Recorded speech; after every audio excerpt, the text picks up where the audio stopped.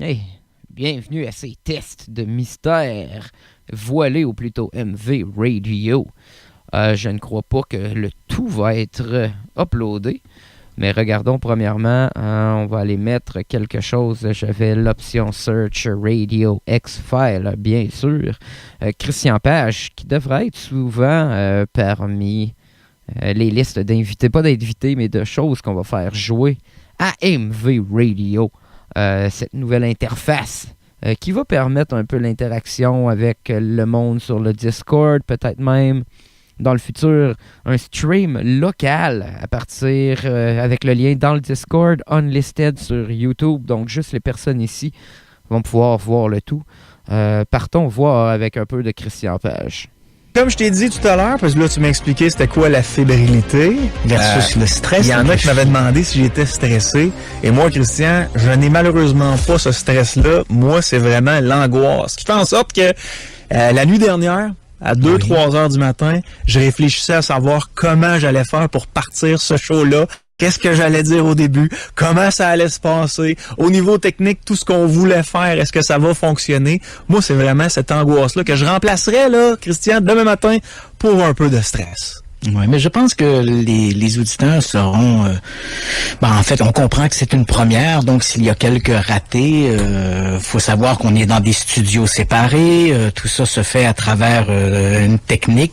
Donc si éventuellement il y a quelque chose qui va de travers, je pense que les gens comprendront que c'est une première, puis il faut être préparé à ça, mais je suis assez confiant de préparer une bonne émission. En fait, aujourd'hui, si tu me permets, c'est... il faut se le dire, c'est la première de ce Radio X-Files.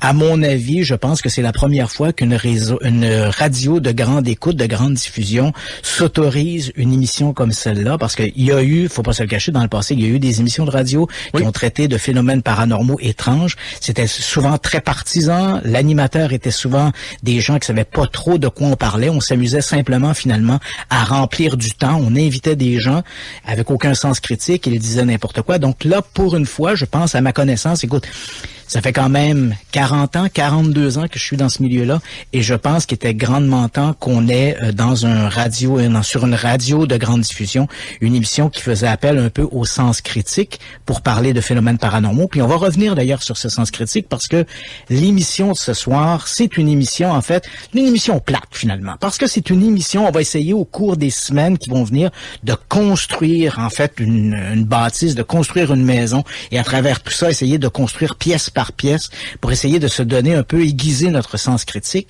Mais avant d'entreprendre cette construction, il faut construire un salage qui soit solide pour notre construction.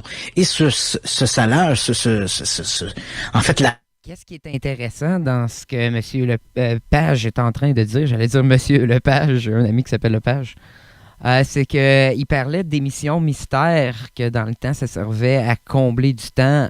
Oui, c'est vrai, en effet, le mystère avant n'était vraiment pas pris au sérieux, puis même c'est un peu ce qui a ruiné la carrière de Monsieur Lepage, sacrément, de Monsieur Page, ruiné. C'est que lui, avant, il était un journaliste, et il faisait ça de sa vie.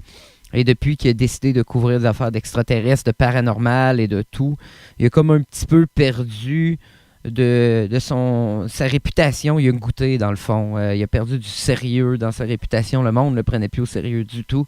Et il a dû recourir au mystère, à faire un peu juste ça. Et ça en est devenu sa vie. Donc, c'est ce qu'on appelle un mal pour un bien, malgré que ça ait coûté sa carrière journalistique plus sérieuse. Au moins, il peut faire ce qu'il aime si c'est vraiment sa passion.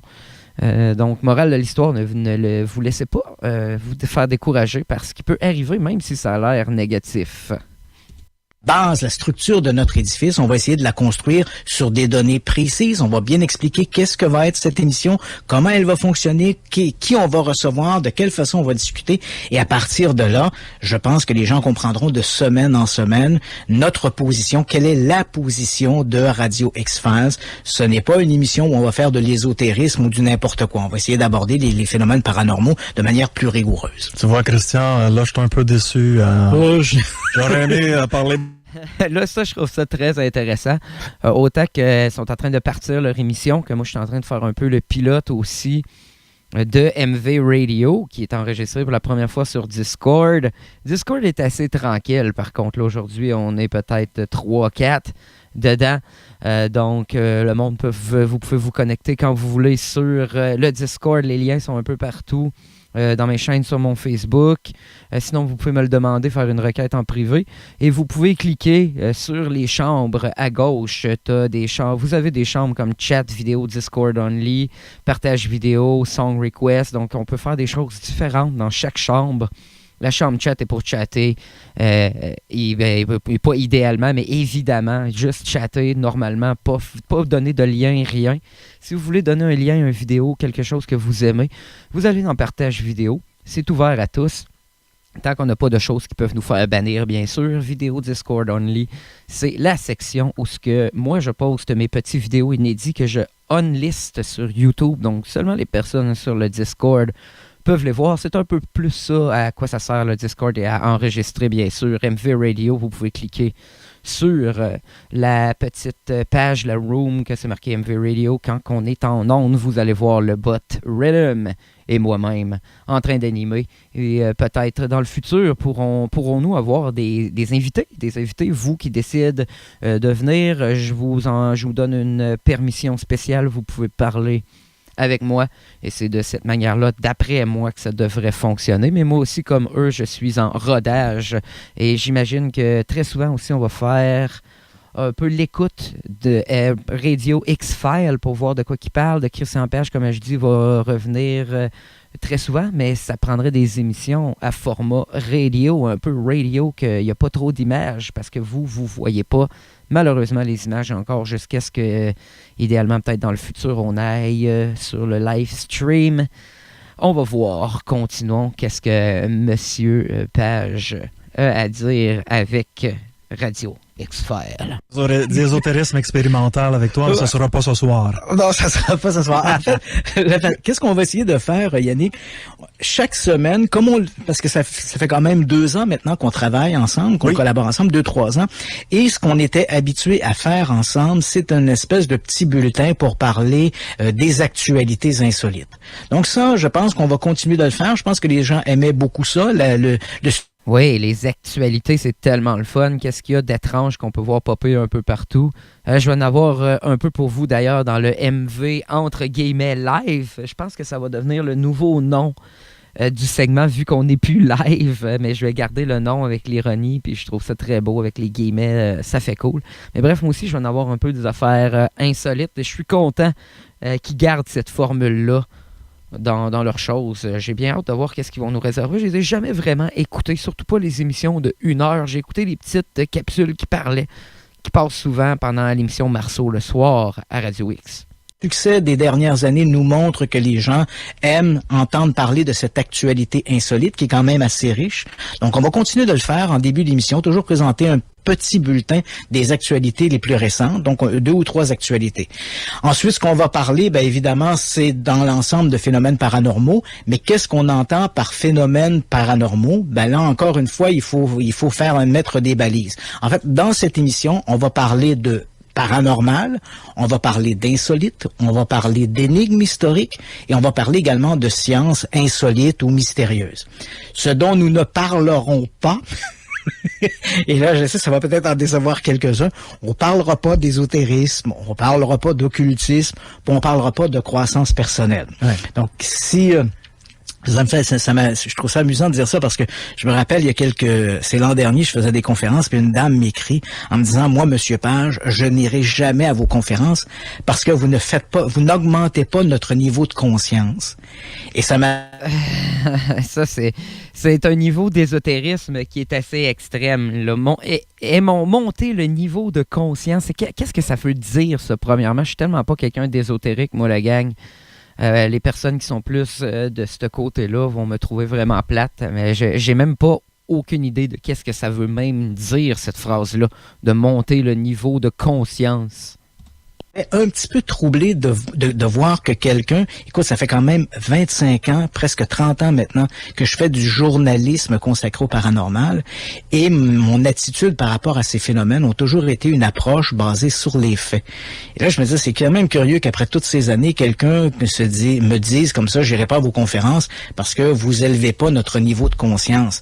Tabarnouche, je suis quand même pas un ésotériste, je suis quand même pas un gourou, tu sais, je veux dire, j'imagine qu'il existe certainement d'autres sources pour se documenter ou essayer de s'élever vers une croissance personnelle, mais ce n'est pas mon mandat, puis ce ne sera pas non plus le mandat de cette radio X-Files. Voilà, puis moi je réalise personnellement un vieux rêve que j'avais, c'est-à-dire de faire ce type d'émission-là. J'en parlais tout à l'heure avec Denis Gravel en ondes dans le retour, puis je cherchais quelqu'un depuis très très très longtemps, et tout ce que je voyais devant moi, c'est des gens qui pensaient savoir et transmettaient ce qu'ils pensaient savoir aux gens.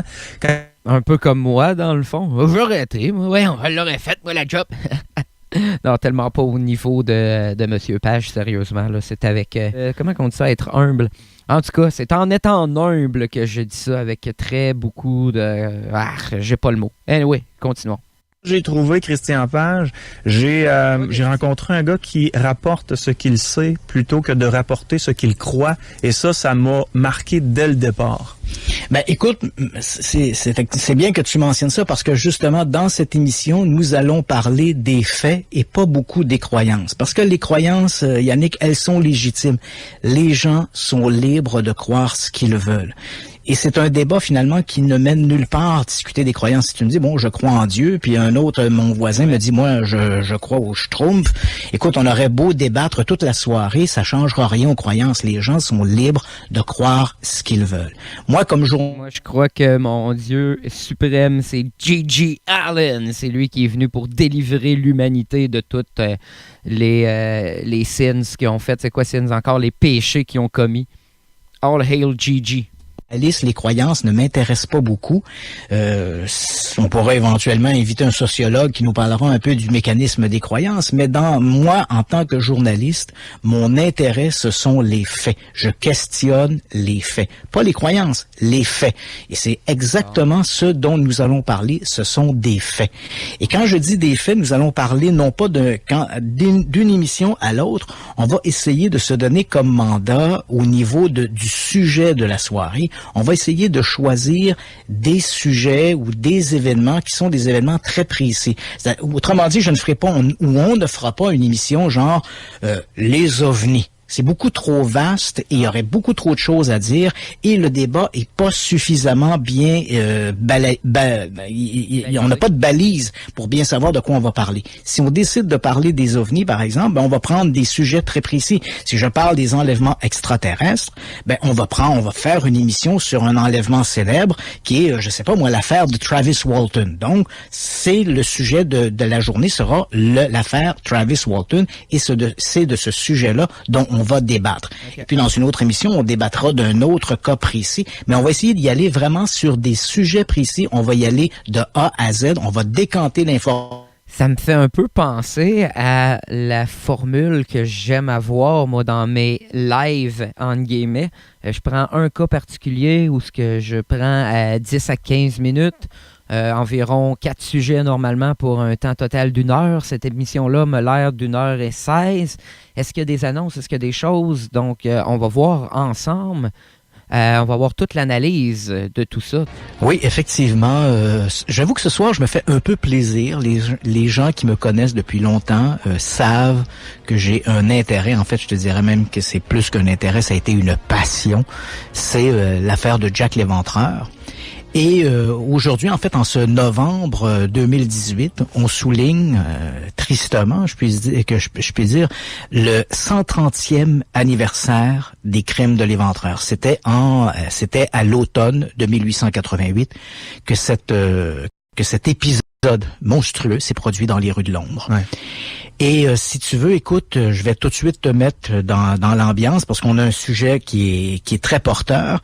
Et en deuxième partie d'émission, on va recevoir Nadia Fezzani, qui est l'auteur d'un ouvrage qui s'intitule « Mes tueurs en série », parce que bon, Jack l'Éventreur, c'est peut-être le premier tueur en série de l'histoire moderne. Non pas qu'il n'y avait pas eu de tueurs de masse importants avant Jack l'Éventreur.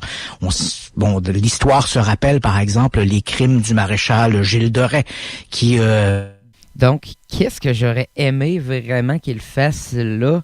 C'est que dans le titre, on aurait pu parler vraiment de Jack l'Éventreur à place de parler de tueur en série, surtout après l'intro qu'on vient de voir tous ensemble, un peu le pitch de ça va être quoi l'émission, qu'on rentre un peu avec l'émission d'après, puis que ça soit direct Jack l'Éventreur, puis qu'il nous en parle pas, qu'il donne un titre vague, je sais pas. Le contenu, c'est bon, Jack l'Éventreur, c'est bon, mais comment qu'il présente un peu le contenant, j'aime un peu moins ça. J'aurais aimé l'avoir directement dans le titre. Ça aurait pu être cool. Au 15e siècle, aurait tué des centaines d'enfants lors de rituels occultes et sataniques. Ouais. La comtesse Erzébeth Báthory, qui aurait assassiné des dizaines de servantes qui, selon la légende, utilisait son sang pour se baigner et pouvoir, elle croyait apparemment que c'était une espèce de substance qui lui permettait une espèce de jouvence.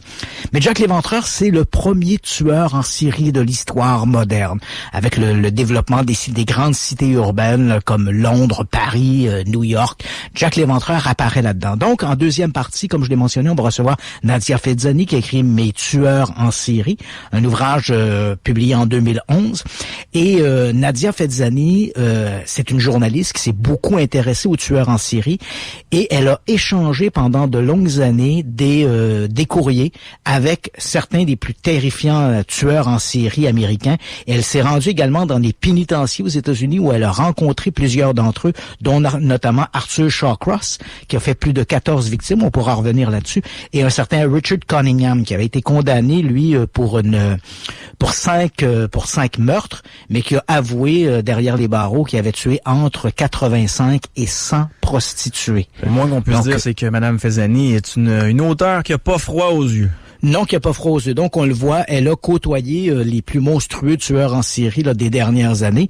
Et quand je dis dernières années, on s'entend des 50. Donc, j'imagine qu'ils n'ont pas juste appelé ça Jack l'Éventreur parce qu'elle, après, va venir et parler de plusieurs cas. OK, je peux comprendre, étant donné que c'est un invité, pourquoi qu'ils vont en profondeur, vu qu'ils veulent parler de elle en tant que telle et de ce qu'elle fait. Je peux lui donner. Je vais retirer un peu la critique que j'avais faite tantôt.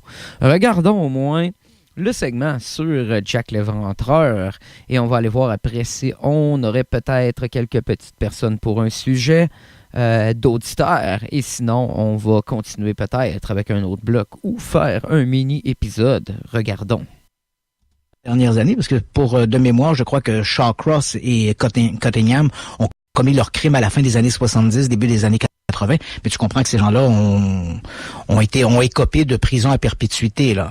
Donc, on va la recevoir en deuxième partie. Donc, pour se mettre un peu dans le bain, on revient sur cette histoire de Jack l'Éventreur, premier tueur en série de l'histoire moderne.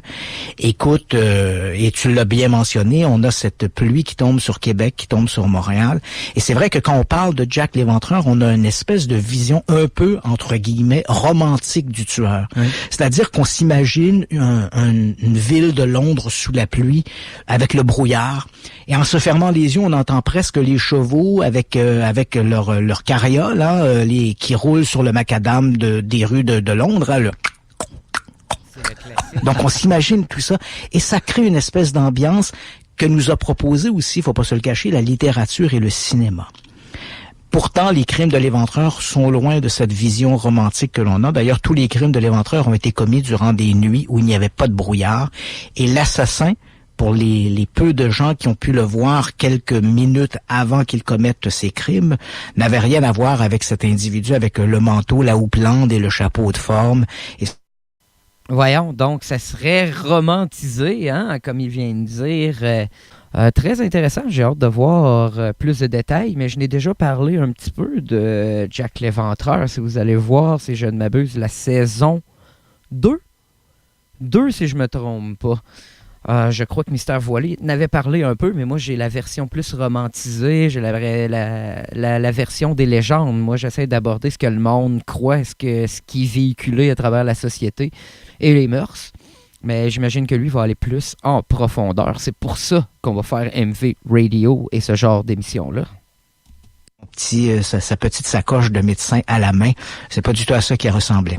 Donc, écoute, Yannick, allons-y pour la genèse de cette histoire. On est à Londres, on est en 1888. La ville de Londres, à ce moment-là, compte à peu près 5 millions d'habitants. Et pour te placer un peu dans le contexte, les quartiers du East London, les quartiers est de la ville, sont des quartiers excessivement défavorisés. On parle principalement de 2 quartiers, les quartiers de Whitechapel et de Spitalfield. Ouais. D'ailleurs, Jack l'Éventreur sera connu également sous le nom du tueur de Whitechapel. Ce sont des quartiers où s'entasse une population excessivement hétéroclite. Ce sont surtout des Juifs et des gens qui viennent d'Europe de l'Est. On parle de Polonais, on parle de Tchécoslovaques. Donc, tu vois un peu un véritable microcosme de toutes sortes de cultures et de sociétés qui sont dans ces quartiers excessivement défavorisés du East London. Pour te donner une idée des gens, et je pense notamment à Oscar Wilde, qui avait visité, Oscar Wilde, le poète et écrivain irlandais, qui avait visité les quartiers du East London, a écrit « Si l'enfer existe sur Terre, il doit s'agir de ces quartiers du East London. » À l'époque, il y avait une loi qui interdisait aux gens de s'étendre dans la rue. Alors, comme les maisons étaient très rapprochées les unes des autres, avec des étroits passages, on tendait une corde d'un mur à l'autre et les gens, littéralement, s'accrochaient sur cette corde pour y dormir. Parce qu'on parle... What the fuck? Comment veux-tu t'accrocher sur une corde pour dormir? C'est quoi, tu te pends là par les pieds puis tu dors la tête en bas? OK. Très intéressant, d'ailleurs. L'époque victorienne fait partie du folklore, surtout british. La littérature, il y a beaucoup de choses qui viennent de là. Beaucoup, un peu, de légendes aussi qui viennent de cette époque-là. Donc, très intéressant. Continuons. Évidemment d'une quantité incroyable de vagabonds, de gens de personnes sans domicile. Donc ces gens-là s'accrochaient sur des cordes comme ça pour y dormir et comme ça évitaient d'être arrêtés par les policiers. Il faut savoir également que dans ce Londres, lorsque l'on parle des victimes de Jack l'Éventreur, et on va y revenir, on parle de prostituées. Il faut ici immédiatement mettre la table pour dire que les prostituées ne sont pas celles qu'on imagine dans les films. Les victimes de Jack l'Éventreur, oui, ce sont des femmes qui faisaient commerce de leur corps, mais il faut quand même s'entendre que ce sont des femmes, ce sont des vagabondes, ce sont des itinérantes et ce sont toutes des alcooliques. Elles passent leur soirée, leur journée dans des bistrots, des bars, et à la fermeture des bars qui se ferment, qui ferment à 1h du matin, ces femmes-là se retrouvent. Typiquement English, ça, fermer les bars à 1h du matin. Un petit aparté. Dans des positions vulnérables, bien sûr intoxiquées par l'alcool, elles déambulent dans les rues et elles espèrent avoir un dernier client qui va leur donner les quelques pence nécessaires pour se payer un lit dans des asiles publics, dans des dortoirs publics. Et là, on parle de grandes salles avec des dizaines et des dizaines de lits. Et souvent, si tu n'avais pas les sous pour te payer les 4 ou 5 pence que te permettait de louer un lit, on pouvait le faire à 2, à 3, à 4. Donc, tu t'imagines, et quand je parle de lit, on parle littéralement d'une espèce de paillasse sur un support en métal. C'était vraiment un milieu tout à fait sordide. Et en début d'année, on est en 1888, en début d'année, en avril 1888, il y avait énormément de violence, bien sûr. On s'entend, ce sont des quartiers où la violence règne au quotidien. En avril 1888, une première femme est agressée dans Whitechapel et elle est agressée par 2 individus. Et là, on parle de Jack l'Éventreur, donc pour les gens qui nous écoutent, je suis désolé pour les oreilles sensibles, mais on devra y aller de quelques détails macabres. Et dans le cas de cette première agression, une certaine Emma Elizabeth Smith, elle est agressée dans Osborne Street et par 2 hommes, et l'un d'entre eux va lui enfoncer un pic de bois dans le vagin, et elle va décéder de cette blessure, évidemment. Et quelques mois après, donc on est au début du mois d'août 1888. Juste une petite aparté ici. Je pense que Christian Page qui dit enfoncer un pic dans le vagin, ça mériterait d'être sound clippé puis de mettre ça sur un soundboard. Just saying. Une petite note à moi-même, même que je fasse l'édit, j'imagine, de tout ça. Continuons. Une autre prostituée, Martha Tabram, est retrouvée assassinée dans une maison de chambre sur Goulston Street, dans un édifice qui s'appelle Georgia Building. Elle a été poignardée à 31 reprises, donc soit par un couteau ou soit par avec une baïonnette, qu'on suppose. Donc, on a 2 prostituées qui sont assassinées. Et puis voilà qu'arrive cette soirée, cette nuit du 31 août 1888. Un employé au marché public déambule dans Box Row, une ruelle tout à fait sordide de Whitechapel. Et là, il trouve une femme étendue. Il s'en approche. Elle est étendue sur le dos. Ses vêtements ne sont pas trop dérangés, mais dans l'obscurité, il a l'impression, elle ne bouge pas. Il lui touche, elle ne bouge pas. Et il est persuadé qu'un autre individu arrive au même moment, un autre badaud, et là, ils s'approchent, ils discutent, et là, ils disent, bon, on va aller chercher la police. Et le temps qu'ils sortent à un bout de la ruelle, les policiers, un policier qui fait sa ronde, parce qu'il faut s'entendre qu'à ce moment-là, les policiers font des rondes qui sont à peu près un pâté de maison avec une lanterne. Donc, ils inspectent comme ça, ils reviennent dans cette ronde, et un policier arrive donc dans Box Row et trouve le corps de cette femme, Mary Ann Nichols. C'est une prostituée de 42 ans. Elle a eu la gorge tranchée d'une oreille à l'autre. On appelle immédiatement la morgue et on amène le corps de la dame en question pour qu'elle soit autopsiée. Et là, en déshabillant le corps, on découvre qu'elle a également été éventrée. Son assassin a eu... C'est pas elle, justement, avant qu'ils rentrent dans les détails, qui avait pris tous les organes puis qu'ils avaient placés pour faire une genre de petite scène, genre vraiment macabre. Il était vraiment dérangé, ce tueur-là. Regardons si c'est elle que je pense.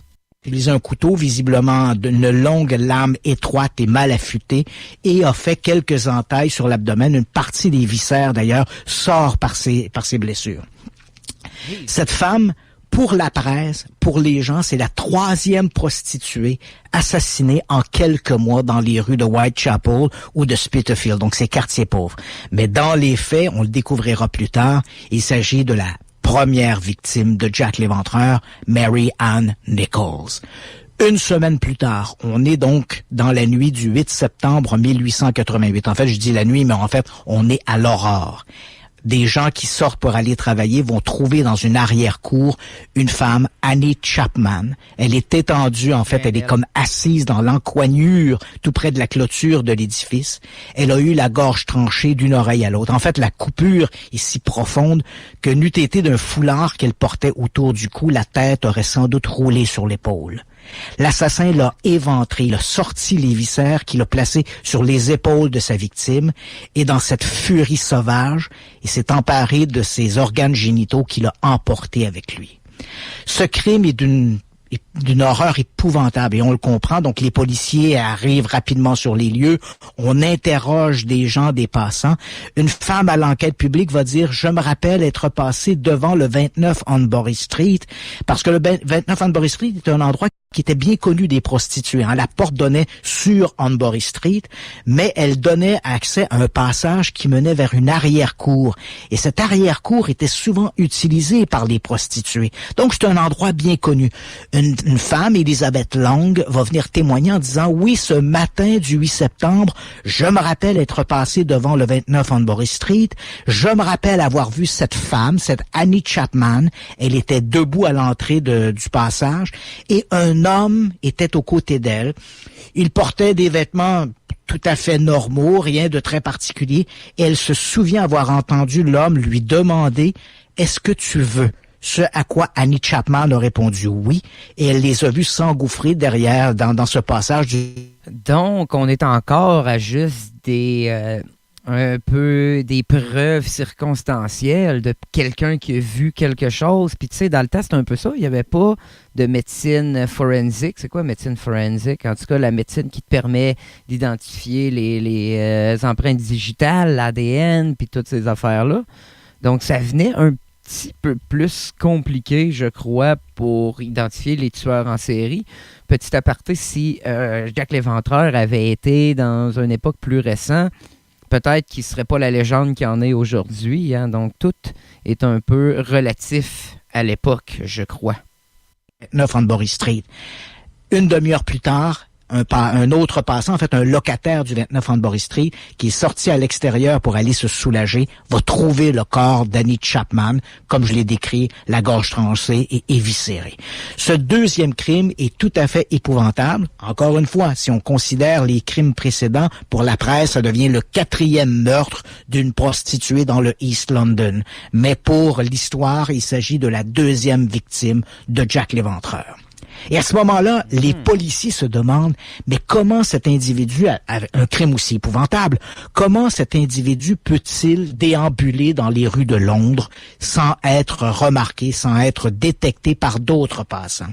Il faut savoir que ces quartiers pauvres du East London, ce sont également les quartiers où se trouvent les abattoirs de la ville. Donc, on voit souvent, on est habitué de voir des gens qui déambulent dans la rue avec de longs tabliers en cuir, maculés de sang, avec des couteaux attachés à la taille. Ce sont des gens, on se dit, ce sont des gens qui travaillent aux abattoirs. Alors on se met à spéculer que ce mystérieux assassin, qui n'a pas de nom, on l'appelle le diable de Whitechapel, le monstre de Spitalfields, on essaie d'y trouver toutes sortes de noms. Là, donc, on imagine que cet homme doit avoir un tablier de cuir. Et là, la presse va sauter sur cette expression de tablier de cuir, en anglais later apron. Donc, on se dit, on est à la recherche de ce later apron, ce tablier de cuir. Et voilà que le 27 septembre, donc 2 semaines après le meurtre de Annie Chapman, l'agence centrale de la presse de Londres, pas la police, l'agence centrale de la presse, reçoit une enveloppe sur laquelle il est simplement écrit « To the boss ». Visiblement, de boss, le patron, on fait ici référence au chef de la police. La lettre est envoyée au chef de la police, comme je l'ai dit, le tampon de la lettre est marqué du 25 septembre, la lettre arrive le... Je vais devoir l'interrompre ici. À date, on n'a rien de trop exceptionnel. Je sais qu'il va en détail, mais c'est tous des détails que j'avais pas mal déjà vus. Il n'y a rien de trop malade. J'ai envie d'y laisser encore 1 minute ou 2. Et après ça, s'il n'y a pas de gros détails qui font surface, j'ai découvert quelque chose d'intéressant pendant que j'écoutais cet épisode-là avec vous et que je suis en train d'enregistrer justement. On pourrait aller voir un hangout sur Google de discussion de Terre plane. Ça dit le panel P et T, QC, ITV et radio. Si je comprends bien, ce serait peut-être... oh my God, je suis tout excité. Peut-être ITV qui s'est joint à un podcast québécois de Terre plane. Donc, on pourrait peut-être en regarder un peu un extrait. C'est 3 heures de temps. C'est sûr qu'on ne regardera pas tout ça au complet. Mais c'est quelque chose que je trouve qui pourrait être le fun à jeter au moins un petit coup d'œil. Laissons encore un 2 à 3 minutes à Mr. Pagé, ici plutôt Page, pour voir s'il y a plus de détails. Sinon, je vais caler un time-out sur le sujet et on va pouvoir tout le temps revenir à un autre épisode de année. Là, on écoutait l'épisode 2, je crois, après avoir vu un début de la présentation du projet. Je trouvais que ça fitait avec la présentation de mon nouveau projet de MV Radio. Donc, laissons-y un petit 2-3 minutes avant d'aller voir nos amis de la Terre plane. 27 septembre, on la donne donc au chef de la police et la lettre dit à peu près ceci. Elle est écrite à l'encre rouge. L'écriture manuscrite, elle est très belle. Il n'y a pas de faute d'orthographe. Visiblement, c'est un individu lettré qui a écrit la lettre. Et elle commence en disant « Cher patron ». J'ai entendu dire que vous étiez sur ma piste, mais vous ne pourrez pas m'attraper. Je suis plus fin que vous. Cette blague à propos de ce tablier de cuir m'a bien fait rire. Et là, il poursuit sa lettre en se reconnaissant être l'auteur des meurtres des filles Nichols et Chapman. Il dit que son couteau est bien affûté, qu'il attend le bon moment pour se remettre à l'œuvre. Il ajoute que la prochaine fois, il coupera les oreilles de sa victime et les enverra à la police uniquement pour la blague, souligne-t-il. Il ajoute également qu'il avait gardé sur sa dernière victime du sang qu'il avait gardé dans une qu'il avait conservé dans une espèce de bouteille, mais que le sang est devenu dur comme de la colle, donc il est désolé de ne pouvoir l'utiliser, et il ajoute « J'espère que cette encre rouge vous suffira ». Et à la toute fin de la lettre, il termine en disant « Comme vous aimez les noms d'ajouts, les pseudonymes, alors je vous en offre un, et au lieu de ce tablier de cuir, que pensez-vous? Très sincèrement vôtre, Jack l'Éventreur. » Donc, il s'est nommé lui-même. Il se nomme lui-même. Jack the Ripper. Donc, voilà. Pourquoi, au lieu de tablier de cuir, pourquoi pas, très sincèrement vôtre, Jack the Ripper. Écoute, cette histoire-là de la lettre de Jack l'Éventreur, cette Dear Boss Letter, la lettre adressée au patron, cette lettre-là, aujourd'hui, elle est à peu près unanimement reconnue comme étant une fraude. Il s'agit visiblement d'un journaliste londonien, T.J. Bolling, qui a voulu se moquer de la police et qui a envoyé cette lettre-là à l'agence centrale de la presse. C'est lui-même journaliste, en sachant pertinemment qu'elle suivrait son cours vers le service de police. Donc, aujourd'hui, je crois que tous les experts sont unanimes à dire que cette lettre-là est une mauvaise plaisanterie d'un journaliste. Encore des détails que je connaissais et je crois que malheureusement pour aujourd'hui, nous allons devoir plutôt laisser le stage à quelque chose d'autre. Je crois par exemple qu'on n'a pas terminé avec Radio X-Files. Il y a d'autres choses que j'aimerais explorer avec vous. Il y a des sujets très intéressants. Ce que je peux voir, c'est sûr que ça va revenir dans MV Radio. Mais il y a comme quelque chose d'inattendu qui a fait surface. Quand je faisais des recherches de live stream, je me suis dit, je vais refaire une petite recherche du mot « terre plate » comme j'aime faire très souvent. D'ailleurs, il y a peut-être quelqu'un, petit aparté avant d'aller voir ça. Je ne sais pas s'il va être dans ce que je veux regarder en ce moment. Mais il y avait Terre plate Québec, un channel qui avait posté des vidéos d'un gars, je me souviens plus trop c'est quoi son nom, si on peut aller voir en même temps que je fais ça, que j'avais un peu écœuré. J'avais attaqué son apparence. J'avais vraiment été cheap, pour vrai. C'est pas de quoi que je suis fier. Je me suis d'ailleurs excusé sur la chaîne du gars. Tout a été délité sur Terre plate Québec, malheureusement. Mais je l'ai encore dans mes listes de vidéos et de commentaires. Il a répondu à mes choses lui-même. Et je crois que je pourrais peut-être le céduler prochainement dans une émission de Mystère Voilé, ou plutôt de MV Radio, je crois, qui serait le plus adéquat. On pourrait prendre vraiment le temps qu'on veut et vraiment discuter de toutes ces vidéos-là, puis peut-être lui laisser le temps de faire une argumentation là-dessus. Ça pourrait peut-être m'intéresser. Regardons ça. Premièrement, là, j'ai trouvé de quoi un Hangout Terre plane discussion. On va aller checker. Anyway, ça va être édité pour le monde si vous vous joignez à moi dans MV Radio, le channel. Soyez indulgents. Ça se peut qu'il y ait un petit peu de dead air. 3h51 la discussion. Allons voir ça. Pour le monde en différé, ça paraîtra pas. Pour le monde qui se joigne à moi, vous allez rien entendre. Je vais vous donner le lien dans le chat. Vous me demanderez, vous êtes à quel bout? Je vais vous donner le timestamp. Si vous voulez vous joindre, pour l'instant, le lien est dans le chat. Je pense pas. Parce qu'il se dit peut-être que c'est son gagne-pain ou un truc comme ça. C'est une concurrence de merde, ça. Mais c'est quoi ce bordel de merde? Je comprends pas. Franchement, des fois, je comprends pas. Ouais, la Adem, des fois, je comprends pas. Qu'est-ce qui se passe? D'accord, fais ça pour l'argent, pas de souci. Fais ça pour l'argent, mon ami. Okay. Bonsoir à tous. Mais voilà, ne mange pas. Oui, Renaud, vas-y. On est en direct. Bonsoir à tous. Salut. Bonsoir à tous les rien, les abonnés, les youtubeurs, les chatteurs, les éveillés. Alors c'est un line-out un peu spécial. Ce qui s'est passé samedi soir, on est désolé. Hein. On a été hacké avec ces images pornographiques, vulgaires. Il y a du monde qui les ont trollés puis qui ont uploadé de la porn sur leurs affaires. Ah, c'est de toute beauté. Mais c'est quoi, ça m'a pas l'air vite de même d'être québécois. Ça m'a l'air d'être plane, éthérien, TV. On voit le red pill, le blue pill. Est-ce qu'on va avoir un Québécois là-dedans? Regardons. Insoutenable, dégoûtante. Donc on voulait s'excuser, on n'y peut rien. Ça arrive, c'est des choses qui arrivent.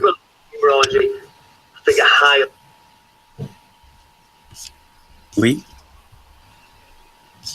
Excuse-moi, Renaud, c'est pas faux. Vas-y, continue, pardon. D'accord, ok. Merci. Et donc, on voulait s'excuser et en discuter entre nous et avec vous sur le chat. Voir ce que vous en pensez. Et puis, du fait que se sont fait hacker. La vie continue. Hein. No shit, on se retrouvera bien sûr samedi prochain. Là, c'est quelque chose, un petit home tape vite fait pour en discuter. Pardon, un petit on take vite fait, 3h51. OK. Donc, allez-y, messieurs. Je vais vous lâcher. C'est votre endroit, c'est votre lieu. Les gars, ça jacte plus? Bah, je veux bien me lancer, allez, je vais me lancer. Let's go, bah ouais, bon, il semblerait que oui, il y a des hackers qui comment dire, hackent les chaînes, les hangouts en fait. En fait, c'est de la porn dans Hangout qui ont été et qui après rançonnent plus ou moins pour nous lâcher en fait. Voilà. C'est ça, hein, c'est ce qu'on peut dire en gros. Ouais, on peut dire ça, ouais. Voilà. Mais bon, bah écoute. Je peux voir mon ami ITV popper dans la discussion. J'ai envie d'avancer un peu jusqu'à ce que je voie son image. D'ailleurs, ITV qui a été supprimé de YouTube, à ce que je me souvienne.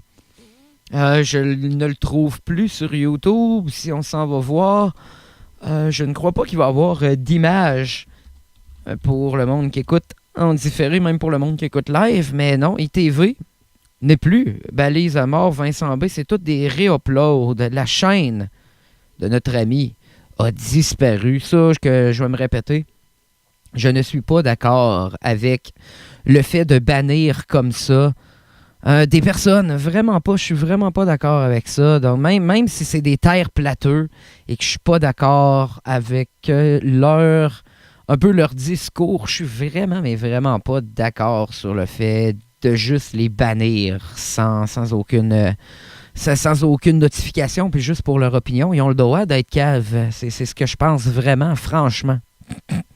Mais voilà, il faut voir peut-être je sais pas si vous avez des idées par rapport à comment ça a pu arriver en fait. Comme j'étais pas là juste avant avec vous. Ouais, on a des pistes, on les suit. Pour l'instant, on a des pistes. Il parle encore du hacking. Moi, je veux entendre parler de terre plate. Est-ce que ça va être un hangout juste sur le fait qu'ils se sont fait hacker? On va aller voir jusqu'à ce qu'on voit notre ami ITV qui a l'air d'arriver pas mal dans le coin de 1h45. C'est pareil, ce brevet, tu sais pas si c'est, tu connais pas la source exactement. On sait rien avec Internet, les gars, on touche rien. C'est que des écrans, là. Non, on parle pas d'Internet, on parle de résultats de labos privés, d'analyse d'eau de pluie, d'humidité de brouillard, de neige et de grêle avant, pendant et après le saupoudrage. Et ça, depuis quelques années, les premiers docteurs ou les premières discussions de ces observations, ça a commencé, je pense, vers 1985. Uh-huh. Et on est en 2017, regardez qu'est-ce qu'ils ont pu faire depuis tout ce temps, ça s'est perfectionné. Nous, maintenant, on est toujours un peu en retard, on est à la recherche de quelque chose qu'on a vu seulement les effets maintenant. C'est bien cool vos affaires, les gars, mais est où la discussion de la Terre plate là-dedans? Est-ce que mon ami ITV va un peu les ramener à l'ordre? Ah ouais, ITV. Mais ils volent pas, effectivement, ils ne volent pas. C'est un effet de propulsion. C'est comme nous quand on court, quand on avance à une certaine vitesse. On parle de gravité, vite fait. On dit on nous parle de la gravité, d'accord? Mais toute cette masse de gravité qui s'effectue sur Terre, toute cette masse de gravité qui attire les océans, qui laisse les océans. Cette masse de gravité. La gravité, c'est créé par, normalement, il y a de quoi qui marche pas dans cette dans cette expression. Je sais pas, c'est peut-être juste mon cerveau, là, mais je sais pas. Stable à notre niveau pour qu'il ne s'évapore pas dans l'espace infini. Alors, comment se fait-il que chacun de nous ne ressente pas cette puissance? Parce que si toute cette gravité peut attirer les océans, qu'est-ce qu'il adviendra des êtres humains? et des petits insectes. What the fuck? Quoi, un papillon? Imaginez un papillon dans la gravité. J'ai-tu bien compris si la gravité a un effet sur les océans? Parce qu'on sait que les marées hautes, marées basses, c'est supposé d'être lié à la gravité et à la Lune. Donc, le champ de gravité de la Lune qui attire l'eau. Donc, il dit si c'était vraiment actif puis que ça l'affecterait puis que ça l'affecte l'eau et les marées, qu'est-ce que ça ferait aux humains si c'était vrai? C'est tout ce que je viens de bien comprendre. Donc, il croit que si les marées sont affectées par la gravité de la Lune, nous autres aussi, les humains et les papillons et toutes les petites affaires, les petits insectes devraient être affectés par ça, puis on devrait s'envoler? Est-ce que je comprends bien? The fuck?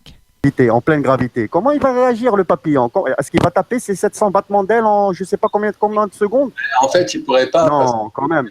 En fait, s'il n'y avait pas gravité, John, s'il y avait gravité, même toutes les particules de l'atmosphère se retrouveraient systématiquement à un moment donné ou à un autre, collées à la surface de la planète. Il n'y aurait pas d'atmosphère. Tout, parce que la gravité, tous les corps s'attirent les uns vers les autres. Tous. Donc toutes les particules constituant notre atmosphère, même notre atmosphère légère, seraient inexorablement attirées à la surface de la Terre. Donc il n'y aurait pas d'atmosphère. C'est aussi simple que ça, je pense, si on lit les équations de Newton. OK, c'est cette déduction. Parce que toutes les particules qui sont dans l'air ont un poids, ont une masse. Donc la question à se poser, c'est s'il y a gravité. Oh, regardez qui vient de joindre. Je viens de voir un petit pop-up. ITV. Pourquoi avons-nous une atmosphère qui est là depuis des centaines de milliards d'années? Comme comment peut-on avoir une planète gazeuse comme Jupiter, par exemple? Si c'est une planète gazeuse, forcément, elle devrait s'effondrer sur elle-même. Voilà. Je sais pas. Petite idée comme ça à vous lancer. Moi, il y a quelque chose. Je pense que vous êtes au courant de qu'est-ce que je pense vraiment des terres plateuses. Je me dis que, regardez, je suis pas le genre de gars, moi, qui va arriver puis qui va prouver que qu'est-ce qui avance est faux avec les mathématiques et la logique. Moi, je me dis, avec toute modestie et en étant le plus humble possible, que je suis pas le gars le plus intelligent. Donc, je me dis que je peux pas croire, ou plutôt penser tout savoir. Donc, tu peux pas... Mettons, lui, il dit une planète gazeuse, si c'était vraiment, là, selon les mathématiques, si c'était juste du gaz, c'est supposé de s'effondrer sur elle-même. Mais est-ce qu'il y a vraiment toutes les connaissances pour savoir tout ce que ça implique, une planète gazeuse qui n'existe pas ici? C'est pas quelque chose qu'on a pu voir non plus. Donc, on est dans les théories de mathématiques vraiment loin, là. Et quand il parle de théorie, il dit que c'est pas de quoi de concret qui est vraiment à 100% sûr. On le sait que c'est des théories, c'est ce qui est le plus accepté un peu dans le consensus scientifique. Mais moi, je me dis que ces personnes-là qui font le consensus, d'après moi, en connaissent probablement plus qu'un petit étron comme moi qui essaie de faire son fin puis de faire une émission sur le mystère ou essayer de croire que tous les complots, que tout est relié à un complot, dans le fond, même la forme de la Terre. Ah, c'est ça mon point, c'est que des fois dans la vie, il faut en prendre et en laisser. C'est pas parce que tu n'es pas capable de le vérifier toi-même de tes propres calculs que tu peux pas croire un consensus de scientifiques qui passent leur vie à faire ça, by the way. Ils gagnent leur vie avec ces genres d'études-là. Tout n'est pas un complot, mes chers terres plateux. Et terminons ce petit segment en allant voir qu'est-ce que M. ITV va apporter de plus à cette conversation. Qui, à date, ils pourraient me convaincre avec leurs arguments, mais le fait de tout ce circle jerking même, puis de ne pas avoir quelqu'un de l'opposition, déjà là, ça me fait douter que ça va être un peu bias comme stream. C'est tout, j'imagine c'est toutes des terres plateux, là, toute la gang. Pourquoi ne pas inviter quelqu'un qui n'est pas d'accord avec vous, comme fait souvent le Killstream?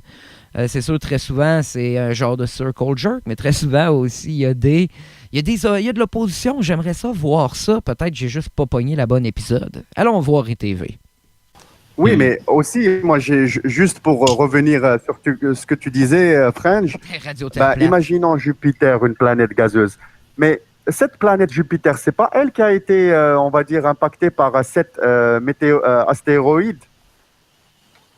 Avant l'explosion de Schumacher, ils l'ont suivi, la NASA et tout ça, ils ont fait une fête. Oh, ils étaient contents. Mais un astéroïde qui percute une planète gazeuse, ça devrait faire une méga putain d'explosion dans l'univers, non? Ben oui. Je sais pas, il faut... Ben oui, mais l'univers est tellement grosse que c'est sûr qu'on l'aurait pas vu. C'est quoi, tu pensais-tu qu'on allait la voir, l'explosion? C'est vaste, là, la gang, l'univers. C'est très vaste. Demander à un physicien ou je sais pas, mais... Ça a été le cas, hein. Tu parles de Shoemaker-Levy. Plusieurs explosions faisaient plusieurs fois le diamètre de la planète Terre. On en revient toujours au même problème. C'est-à-dire que si un gaz est systématiquement amené à s'effondrer sur lui-même, forcément, il s'effondrera sur lui-même. Corps tellurique et non pas un corps gazeux. Autrement, on parle de densité. Et si on parle de densité, alors à ce moment-là, il ne faut plus parler de gravité. Donc on en revient toujours à la même chose.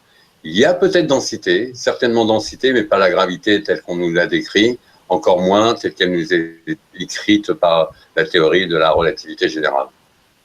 Parce que s'il y avait attraction universelle, alors non pas universelle parce que tous les corps s'attirent, mais parce qu'elle est universelle partout dans l'univers. Je corrige pour un troll qui a voulu ramasser quelqu'un là-dessus. Si tous les corps s'attirent l'un vers l'autre et que cette force est proportionnelle, cette force qui les attire est proportionnelle à leur masse, au carré de la distance qui les sépare, qui constitue notre atmosphère serait inexorablement attiré vers le centre de la planète Terre. Donc il n'y aurait pas d'atmosphère. Il n'y aurait pas d'atmosphère, il ne pourrait pas y avoir de planète gazeuse. Là, c'est en fait ce qui nous crève les yeux. En fait, on ne percute pas. Il ne devrait pas y avoir d'atmosphère s'il y avait gravité telle qu'elle nous est apprise à l'école et à l'université. Voilà. OK. Regardez, moi, comme je dis, j'ai pas les connaissances pour faire un rebuttal direct là, mais c'est quelque chose que je prends en note. Donc, si la gravité, selon la théorie de la gravité, était vraie, l'atmosphère serait impossible. C'est quelque chose que je vais regarder pour sûr. Et mettons que ça c'était vrai. Si c'était vrai, ben là, peut-être que ça m'ouvrirait l'esprit pour aller voir plus loin. Donc, ce genre de choses-là, c'est pour ça que j'aime écouter des choses que même si je suis pas d'accord avec vraiment leur rhétorique, c'est des choses que je veux aller vérifier pareil, c'est des choses que je peux apprendre. Donc, c'est pour ça que je ne suis pas pour la censure de ce genre de contenu. Mais là, mon ami ITV ne parle pas. Comment on ITV? Mais on est convaincu qu'il n'y a pas de gravité ici, non? Oh! Oui, absolument. Ah oui, ça c'est tout à fait... On est convaincu. Non, mais je ne suis pas de mauvais esprit, rassurez-vous. Hein. Je veux juste... Ah oui, non, mais... on est... Non. Donc, on est convaincu qu'il n'y a pas de gravité, c'est sûr. Là. Eux autres, ils vont essayer de faire des recherches pour corroborer ce qu'ils pensent. Tandis que moi, qui arrive plus neutre, regarde, là, je vais prendre son information, puis je vais aller voir. Si je faisais juste dire « ça existe, la gravité », that's it, tout le monde qui dit que ça n'existe pas, c'est des caves, c'est un peu ce que je pense. Mais je me ferme pas juste à cette idée-là. Je vais aller voir pareil les affaires, c'est ça la clé, la gang. Je trouve que si les terres plateux prenaient un peu plus le temps d'ouvrir leur esprit puis de pas juste vouloir prouver leur théorie, ils pourraient avoir un petit peu plus de poids côté argumentation. Je crois que ça pourrait être plus pris au sérieux. D'ailleurs, l'approche scientifique, c'est un peu ça. Quand tu fais une théorie scientifique ou l'approche scientifique, tu ne veux pas absolument corroborer ce que tu avances. Tu cherches à tout point à le détruire. Parce que si tu n'es pas capable, puis tu t'attaques de toutes les bords que tu peux pour détruire ton argument, ça veut dire que ta théorie est bonne si elle tient toutes les attaques. C'est un peu ça qu'on veut dans le consensus scientifique, je crois, avec toute modestie, encore une fois. Non, mais si jamais il y a des gens qui écoutent, en fait... Ouais, d'accord. Ok. Ouais, c'est vrai. Ouais, mais les gens qui écoutent, il faut aussi qu'ils fassent leurs recherches parce que c'est pas sur les hangouts qu'ils vont forcément. Il faut qu'ils fassent leurs recherches, oui, mais faire leurs recherches sur quoi? Sur ce que tu avances pour corroborer ce que vous dites ou faire des recherches juste un peu sur toutes les sortes de théories que tu peux avoir. Même si ça va à l'encontre de ce que toi tu crois, je pense que tu devrais faire des recherches. C'est là que les terres plateux fail. Trouver toutes les infos, quoi. Bien sûr. Moi, c'est pour ça que je dis toujours, je le dis, mais les gens le savent, hein, je pense que moi, c'est la meilleure manière de se convaincre de ce qu'on est en train de rechercher, si on veut le rechercher. Écouter les autres, c'est bien. Écouter, c'est bien, mais c'est pas suffisant. Oui, il faut savoir peut-être s'écouter soi-même. Et oui. Il y a... Et si moi, je m'écoute moi-même puis que je viens à la conclusion que le consensus scientifique a de l'allure, ça se peut pas, ça? Si on s'écoute soi-même, on peut pas en venir aux mêmes conclusions que le consensus, si je comprends bien un peu de la manière qui avance le tout. C'est un point commun que l'on a tous, enfin, à part peut-être certains, je sais pas, mais je ne suis pas sûr, avec je dirais peut-être les globulistes, tout tels que l'on était auparavant quand on était complètement athée et qu'on était en plein dans le scientisme. C'est qu'en fait, nous n'avons pas la prétention d'apporter des réponses. Les seules réponses que nous apportons, ce sont les questions auxquelles on ne peut plus répondre maintenant avec tout ce que l'on nous a enseigné qui ne colle pas avec notre sensation, avec ce que l'on peut voir et constater. Mais on n'a jamais, heureusement, nous n'avons pas la prétention justement de savoir ce qui nous entoure. Mais en tout cas, ça, je pense qu'on est tous d'accord concernant cette réflexion. Ça, c'est clair. Ouais. Voilà. Ok. Non, mais c'est sûr que c'est toute la complexité de la situation, d'une certaine manière. On en revient à la fameuse dissonance cognitive. Convaincre les gens que la gravité n'existe pas, ça peut marcher si les gens sont prêts à l'entendre. Ouais. Si les gens sont pas prêts à l'entendre, ça sert à rien. À rien du tout. Oui. Moi, j'ai acquis cette conviction-là, permettez-moi de le dire, c'est que il y a certaines personnes qui ne sont pas prêtes. C'est tout. Et c'est même pas la peine d'insister, ça sert à rien. Vous pouvez pas le savoir, c'est vrai qu'il faut tester. C'est sûr qu'on a du mal c'est pas écrit sur leur visage, ça ne marche pas comme ça. Et des gens sont prêts, par contre. Des gens, il n'y a pas tort. Vous sentez que ça résonne. Mais d'autres, non. C'est impossible. Parce qu'ils ne sont pas prêts. Il n'y a pas tort là-dessus, mais encore une fois, s'ils faisaient preuve d'un petit peu plus d'ouverture d'esprit côté approche, puis de ne pas juste essayer de corroborer leur point de vue et qu'est-ce qu'eux croient, que leur conviction, je crois que ça pourrait un petit peu mieux passer. Côté argumentation, justement, le monde pourrait être plus ouvert à ce qu'ils disent à la place des prendre pour des malades mentales qui veulent juste corroborer leur affaire. Là. Je crois qu'il y a un peu des deux là-dedans. Mais bref, je crois que ça va être tout, la gang, pour ce premier vrai épisode de MV Radio.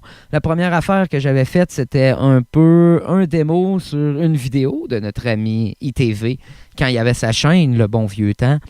Et bref, c'est un peu à ça que ça va ressembler. On devrait regarder des émissions, soit Radio X-Files, peut-être des genres de hangout call, un peu comme on vient de faire là, relié au mystère, des fois peut-être rien que relié aussi à la culture, la subculture Internet, un peu relié aux news inusitées, comme disait notre ami Christian Page, ou peut-être même juste prendre des appels avec vous, la gang, si ça vous tente de parler d'un sujet, vous avez juste à dropper dans la chambre MV Radio, je vous démute et à vous présenter votre sujet. On peut en parler ensemble. N'hésitez pas. Donc, ça va être tout pour MV Radio. On va se laisser avec une petite toune, quelque chose qui va fitter un petit peu mystère, dark dans toutes nos affaires. Je ne le mettrai pas au complet. On va vous mettre un petit peu de black metal, de musique pour terminer. Et on se revoit très bientôt dans un autre épisode de MV Radio. See ya.